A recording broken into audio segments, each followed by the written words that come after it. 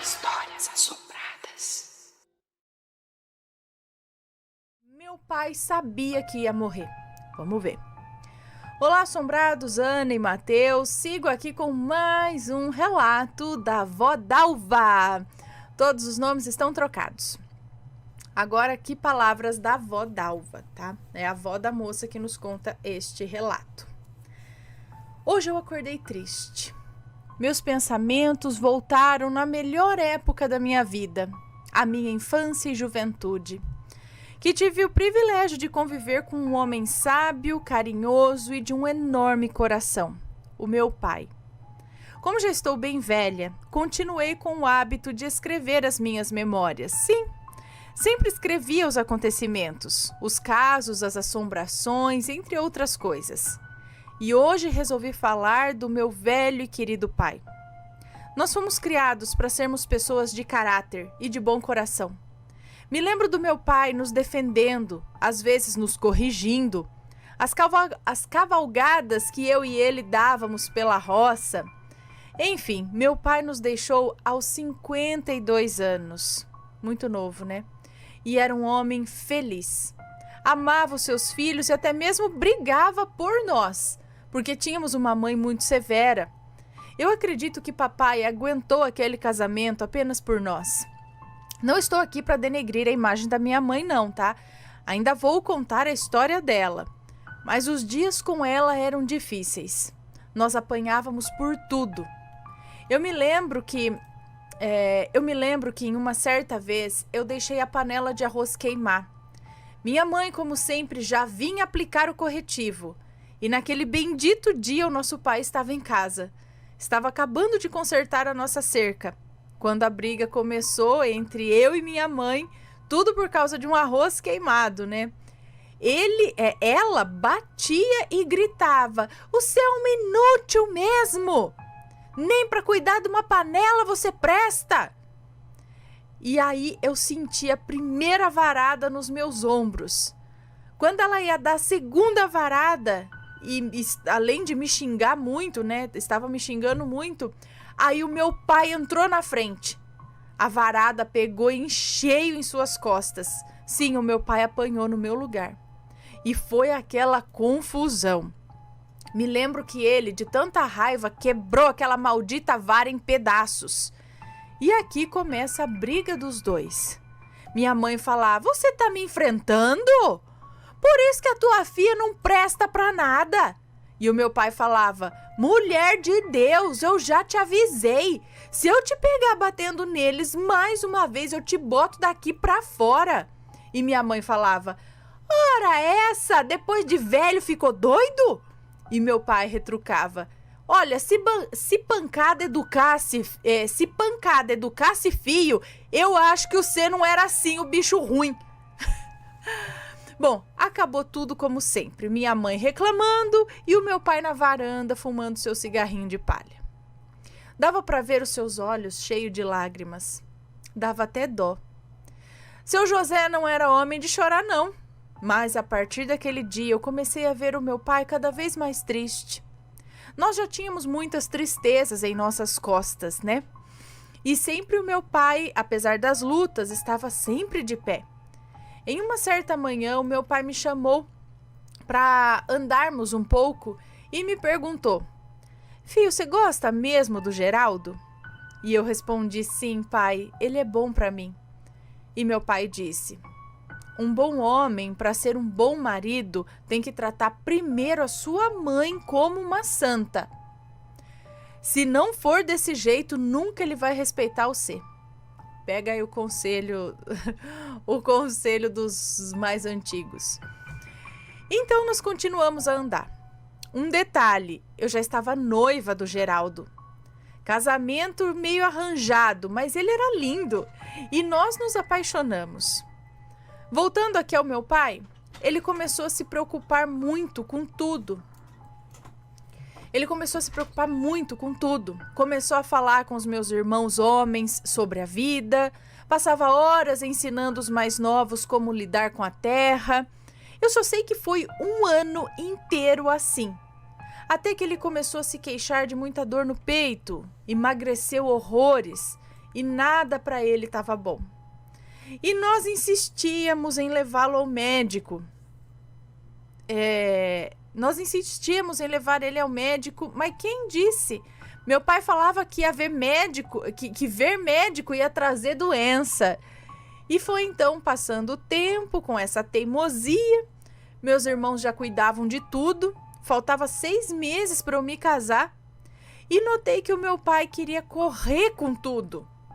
Então eu pensei, meu pai tá esquisito. Ele não é assim. Ele tratou de terminar algumas coisas no sítio e passou a ficar cada vez mais calado. Um outro fato é que os meus pais já não dormiam mais juntos há mais ou menos uns 2 anos. E dormia junto.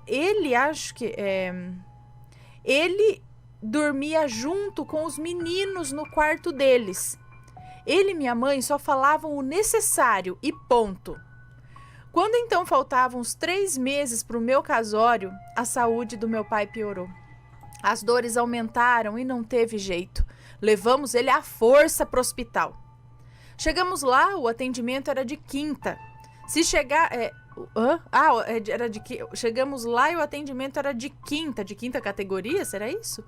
Se chegasse um fazendeiro, um coronel ou algum homem rico, o hospital carregava até no colo. Estava eu e Geraldo e Darcy, minha irmã. Nós chegamos às 6 da manhã. Meu pai só foi atendido às 5 da tarde. Que ódio! Mas pensem, tudo naquela época era bem diferente. Não adiantava brigar. Aí que eles deixavam a gente mofando naqueles bancos duros mesmo. Esse hospital pertencia a uma igreja católica. As enfermeiras eram freiras. Hospital do capeta, na verdade, né? Chamava Hospital da Misericórdia, que do nome não tinha nada. Quero deixar claro que eu não tô atacando religião nenhuma, certo? Eu respeito todas mesmo, mas aquele maldito hospital era do cão. Então meu pai foi atendido, me lembro até da cara do porqueira do médico. Só examinou meu pai e disse: "O senhor tá com estafa devido ao trabalho." E eu logo falei ao doutor: "Meu pai sente muitas dores no peito. Tem jeito de vocês fazerem algum exame?" E o tranqueira respondeu: "Tem jeito não. Ter jeito tem." Na verdade, ele respondeu assim: "Ter jeito tem. Vou encaminhar vocês para outra cidade." E um detalhe: essa outra cidade tinha uns 3 hospitais. E lá eles tinham mais recursos para fazer exames. Não é como hoje que conseguimos fazer um check-up. Era tudo muito mal feito. E muita gente morria por diagnóstico errado. Pois bem. Bom, meu pai me puxou pelo braço e me pediu para voltarmos para casa. Eu tentei convencê-lo, mas quem me dera. Voltamos para casa. Arrumei meu pai em sua cama, numa posição melhor para ele. Eu fui fazer uma canja que ele tanto gostava. Terminei, ele jantou e até repetiu. E eu perguntei: "Ô pai, e as dores?" E ele me disse: "Tá passando, filha, preocupa não." Eu estava sem sossego, sabe? Muito preocupada com meu velhinho. Minha mãe até que demonstrou um pouco de compaixão. Estava menos grossa e até ficou mais calma. Era um domingo, nos levantamos, cada um foi fazer suas tarefas e o dia foi passando. Até que à tardinha o meu pai nos pediu para colocar a rede na varanda. Ele queria deitar na rede e ficar balançando. Eu retruquei na hora. Mas meu pai disse... Eu retruquei na hora dizendo: "Mas pai, é melhor o senhor deitar na cama." E ele respondeu: "Faz o que eu tô te pedindo, Dalva." Bom, eu e Manuel, meu outro irmão, arrumamos então a rede e meu pai logo deitou nela. Pediu seu cigarrinho e ali ficou. Olhando aquele fim de tarde, apreciando o cafezal, que era sua paixão, né? Agora eu não sei se eu vou conseguir escrever, mas a vida tem dessas coisas. Surpresas e tristezas, né? Já estava quase escurecendo quando fui buscar uma coberta para ele, que teimava não sair de lá. Essa foi uma das cenas mais tristes que eu já vivi. Ao chegar perto da rede, notei o meu pai parado. Suas mãos estavam fechadas, como se ele estivesse segurando algo. Meu Deus! Eu fui chegando perto e vi o meu velhinho todo gelado. Sim, a morte enfim veio buscá-lo. Eu sacudi o meu pai, comecei a gritar para ele voltar e de nada adiantava. Todos correram ao nosso redor, foi aquela choradeira. Eu o abracei como se ele fosse uma criança e peguei em suas mãos que estavam fechadas. Dava para ver que tinha algo dentro de sua mão esquerda. Quando eu consegui abrir, porque o meu desespero era tanto, a dor que eu sentia doía na alma. Peguei em sua mão já gelada e lá estava um par de alianças. Sim, esse era o meu presente. Que quando fiquei noiva, ele me pediu para eu usar as alianças dos meus falecidos avós. Seu José com certeza sabia da sua hora e tinha certeza que a morte viria buscá-lo ali. Essas coisas a gente sente no coração. E quando chega a nossa hora, não tem jeito. Apenas deixamos nossas lembranças e muita saudade. As alianças, é claro que eu usei e me casei depois de 1 ano. Adiamos o casamento por conta do luto.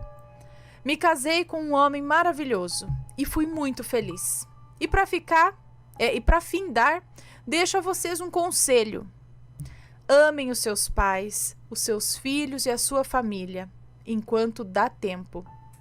Porque dessa vida a única certeza que temos é que um dia a morte tão fria e cruel vem nos buscar. Dedico esse relato ao homem mais puro de coração que eu já conheci, o meu pai. Agradeço mais uma vez ao espaço e que Deus os abençoe. Beijos, fulana. Um beijo para você, muito obrigada por compartilhar conosco as histórias da avó Dalva e seus conselhos, podemos dizer, não é? E você tem uma história parecida? Você acha que realmente as pessoas sentem, algumas pessoas pelo menos sentem que vão morrer, que estão perto da morte? Seria isso um privilégio de alguns ou uma maldição, você saber o momento que você vai? Eu conheço histórias bem próximas a mim, de pessoas que realmente fizeram coisas que depois você fala, nossa, parece que estava adivinhando que ia morrer, sabe? Mais ou menos como isso daqui. É bem interessante. Está gostando dos relatos no Reverso Assombrado? Então não se esqueça de deixar o seu like. E é claro, se ainda não for inscrito, se inscreva.